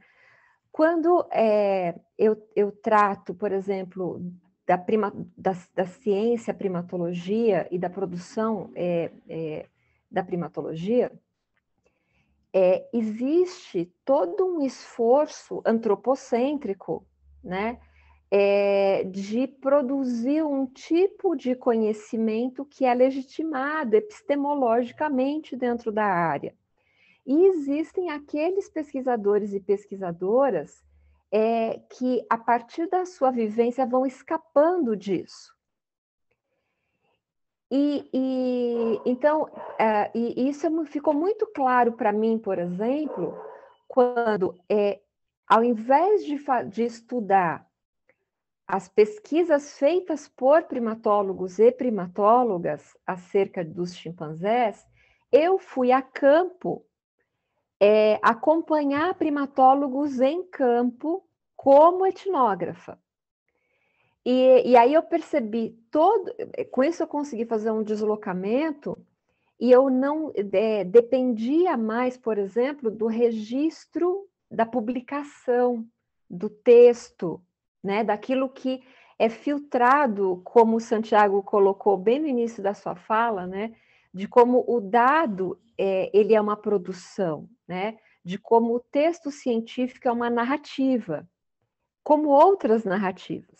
E eu pude verificar, por exemplo, que na interação entre primatólogos e macacos prego, por exemplo, na Mata Atlântica ou no Cerrado aqui no Brasil, há uma série de mecanismos de interação e de comunicação que não são filtrados da pesquisa quando para ela ser legitimada num journal, legitimada na apresentação num painel para a comunidade científica.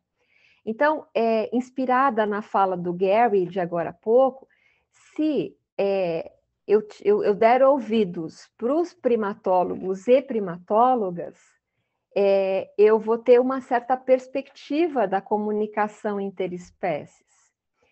Se eu der ouvido ao texto, né? se eu enfatizar o texto, se eu for como etnógrafa a campo e eu puder acompanhar os primatólogos e os mateiros, inclusive, em campo, eu vou ter uma outra, eu tive, né, uma outra perspectiva dessa relação que desloca o antropocentrismo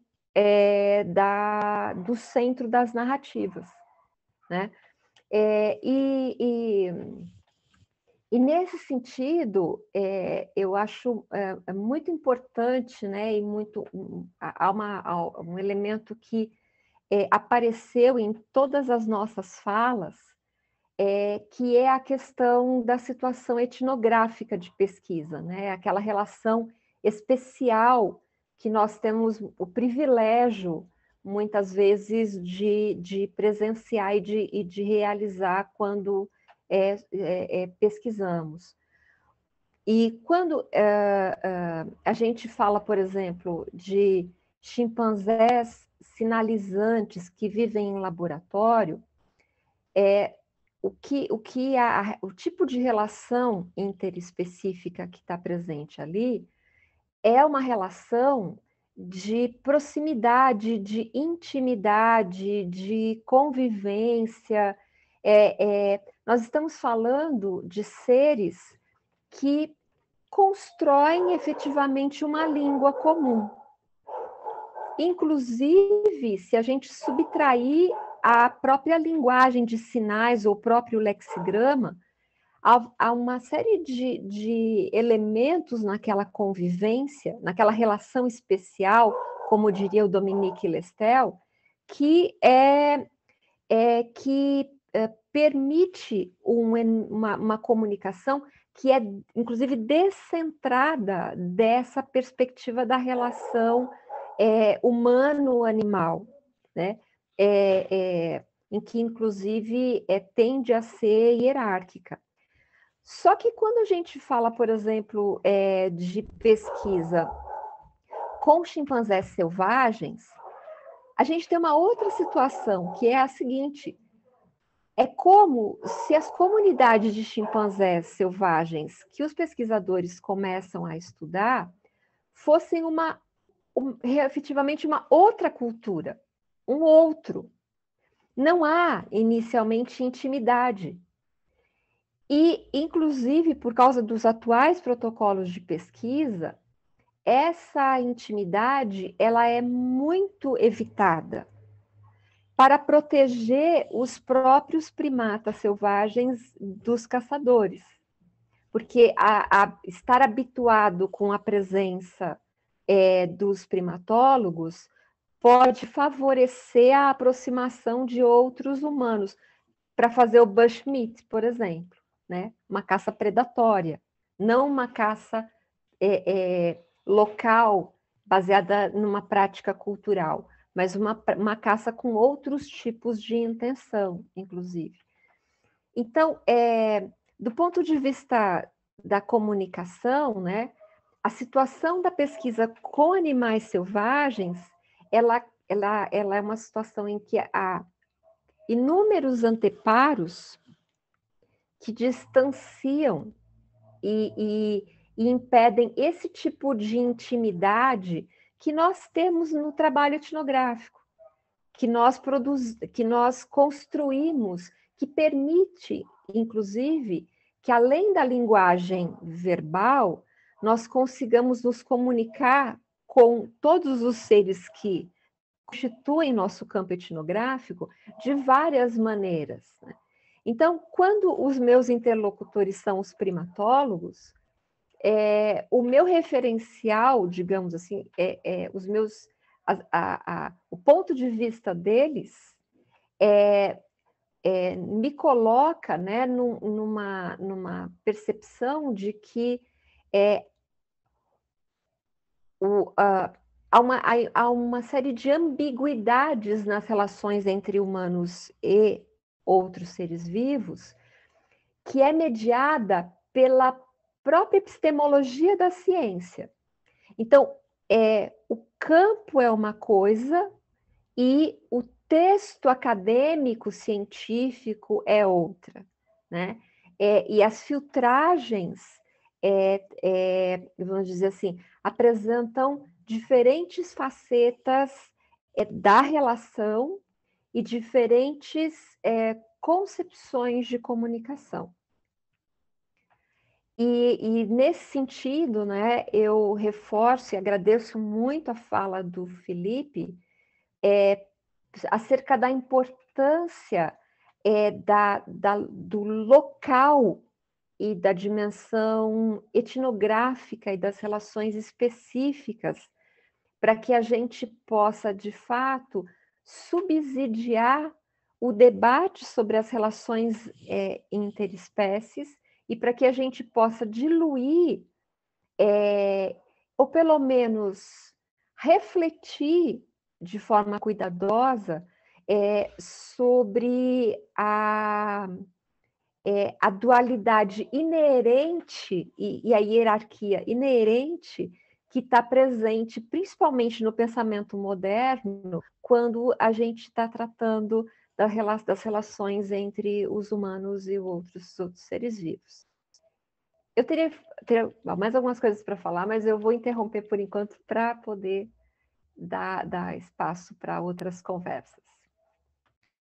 Gracias, Eliane. Hay más comentarios, hay agradecimientos y felicitaciones por el intercambio. Y otra pregunta, dice, me gustaría oír a Santiago Cruzada y Gary Marvin, si fuera posible, sobre los intentos de patrimonialización de la caza y de las toradas en España, y cómo piensan que eso influye en la reproducción de esas prácticas y sus relaciones con la sociedad en general.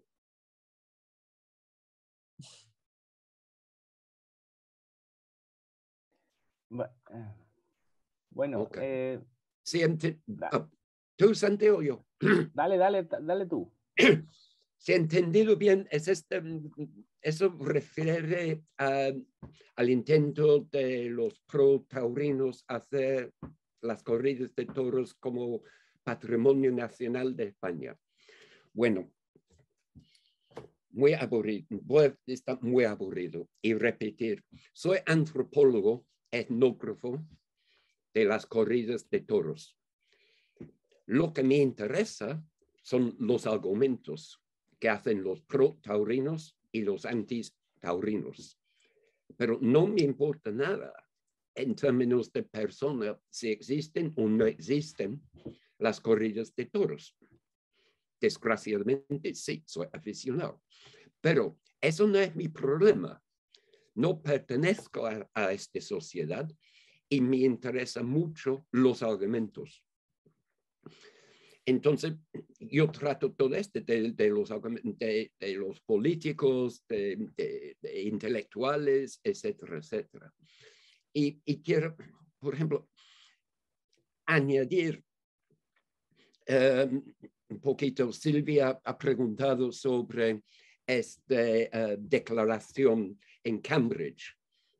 En la misma forma, me interesa esta declaración porque viene de una sociedad, un grupo cultural con sus propias cosmologías.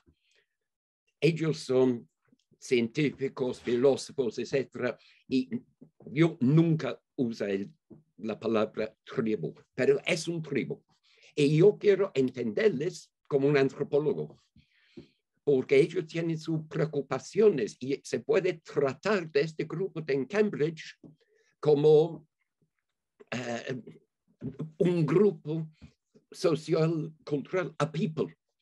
Igualmente, para mí, este argumento sobre los toros sí y los toros no, o los toros no, es también un grupo de people. Y yo puedo usar todas mis habilidades como etnógrafo para entenderles, pero yo no voy a decir jamás que sí a los toros o no a los toros.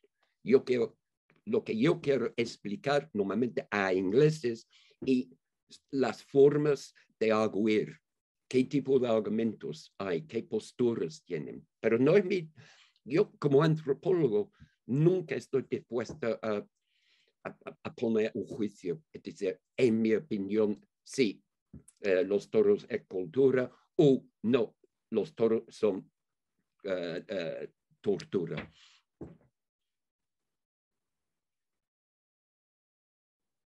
No sé si Santi querés agregar algo o...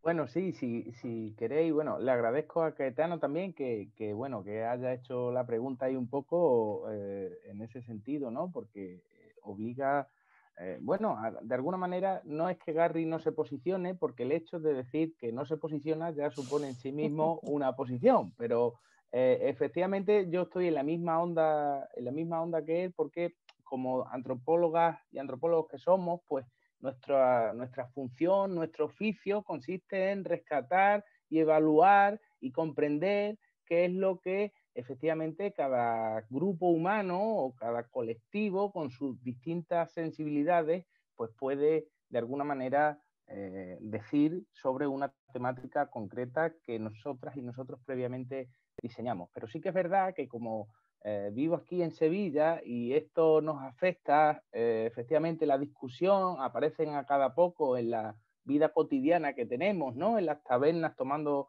cervezas y vinos, en las cafeterías tomando café y en los grupos de amigas y amigos, pues es un tema bastante recurrente. Bueno, pues también uno se ve inserto a veces como persona dentro de estos debates, ¿no? Y en ese sentido, bueno, desde el 2005 hay como una política o una propuesta política, mejor dicho, para la patrimonialización, para la puesta en valor, para la preservación de ciertas actividades en las cuales participan animales, y una de ellas es las corridas de toros, las touradas, como dice Caetano, y otra es alguna de las modalidades, no la caza en general, algunas de las modalidades de prácticas de caza, particularmente la reala y la montería, que es una de las modalidades de caza mayor aquí en España, bastante extendida, en la que se cazan ciervos y jabalí. Esto obviamente ha traído una cola de discusiones y de disputas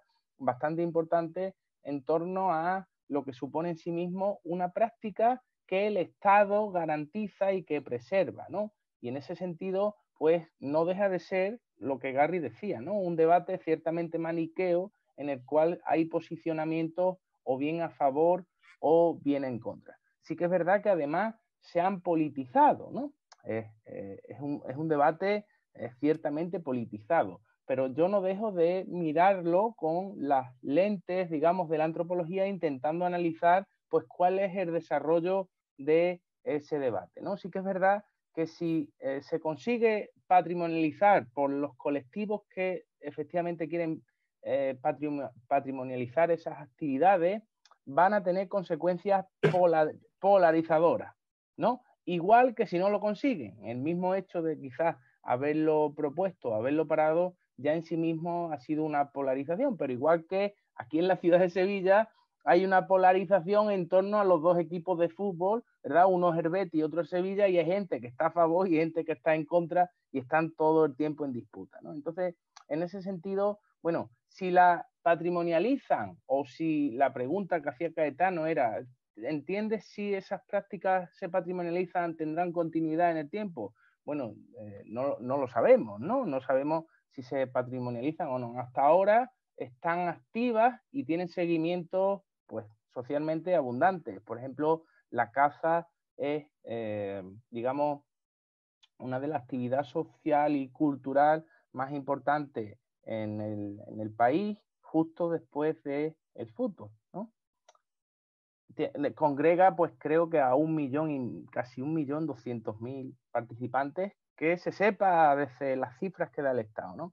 Y bueno, en el ámbito taurino, pues aunque se ve por digamos, el televisor que las corridas pues tienen poco público, quizás sea porque la gente, como dicen aquí, está canina, ¿no? Porque las entradas valen caras y a lo mejor mucha gente no asiste, pero yo recién estuve en una tourada y bueno, no cabía la gente, ¿no? Entonces, bueno, son todas estas cuestiones que se pueden poner por encima de la mesa y yo pues voy viendo un poco cómo se desenvuelve el tema. Muchas gracias. Y puedo poner una pequeña cosa en contestación. Sí, a Santi.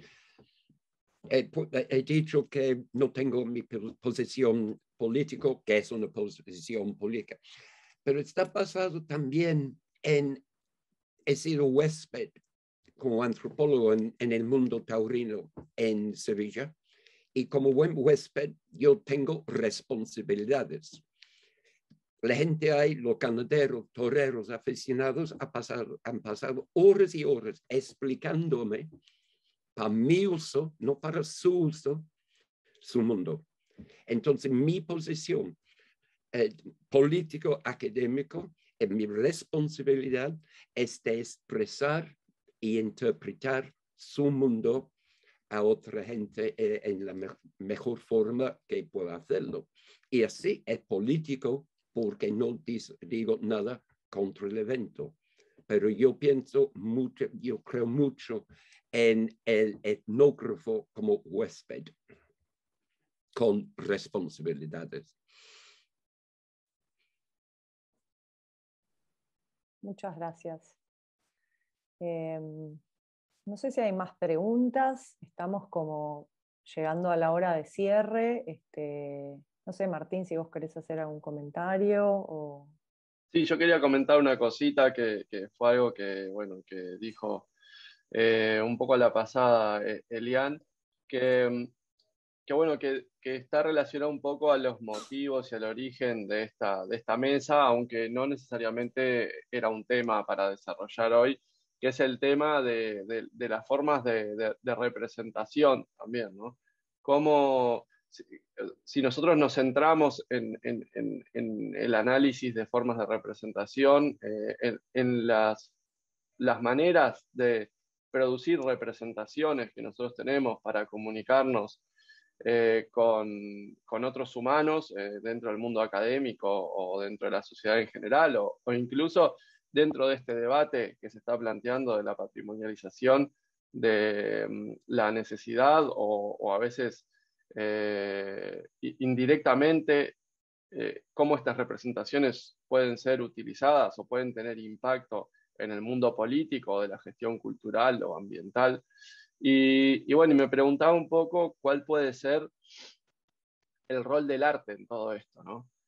Y no solo pensar el arte como una forma de representación de formas de comunicación o incluso, como se está hablando acá, desde una perspectiva más amplia de interacción entre humanos y otros animales, sino también el arte como una forma de promover distintos tipos de interacciones entre humanos y otros y otros animales. O sea, hasta qué punto podemos pensar otras formas de representación como una manera de buscar otras formas de comunicación, no solamente entre humanos, ¿no? Eso no sé si ha sido algo demasiado desarrollado entre la antropología. Sí, la parte de generar representaciones a partir de, pero no sé qué tanto usar otras formas de representación para promover o para generar instancias de comunicación e interacción multiespecíficas.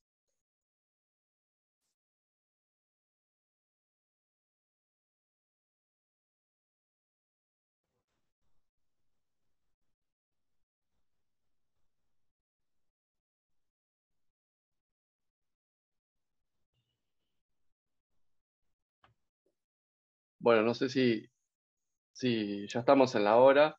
Si quieren podemos hacer un comentario final y si no, nada, ya podemos ir cerrando. Creo que estuvo súper interesante. Espero que hayan disfrutado de este tiempito que pasamos juntas y juntos acá. Así que bueno, nada, si quieren algún telegrama final, nada, si no, podemos dar por cerrada la mesa. Yo solamente quería decir que me quedo con el comentario de Eliane de la importancia o como lo valioso del abordaje interdisciplinario, ¿no? en la comunicación interespecie, que quizás permite otras formas de comunicarse que no sean, como también resaltaba Felipe en sus comentarios, que no impliquen el engaño o que no impliquen, ¿no?, la trampa, que implica llevar al animal a la muerte, ¿no? como en las presentaciones de Gary y Santiago, ¿no? Como que ahí, que además los dos decían, ¿no? Estas comunicaciones son muy breves, ¿no? En los dos casos era comprar comunicaciones hasta que se siente el ataque, ¿no? Entonces digo, bueno, ¿cómo podemos profundizar en la comunicación interespecie desde otros lados, quizás menos extractivistas o quizás sin unos fines, bueno, ahí donde aparece el antropocentrismo, ¿no? Eso es lo que yo también, como artista o desde el arte, también me pregunto y me quedaré pensando en esas cosas. Bueno, siguen las felicitaciones y los agradecimientos acá en el chat. Y bueno, muchísimas gracias. Fue hermoso el intercambio, muy rico, muy enriquecedor. Y seguiremos. Muchas gracias. Claro que sí. Muchas gracias por vuestra coordinación. Gracias a ustedes. Muchas gracias. Muy bien. Besos e abraços. Tchau, tchau. Tchau, muito obrigada. Espero que a gente possa conversar em outras oportunidades, que as nossas comunicações continuem. Abraço. Igual. Muchas gracias. Igualmente. Obrigado, Lian. Obrigado, Felipe. Chao, chao, muchas gracias. Chao, muchas Que pasen gracias. bien. Chau, chau.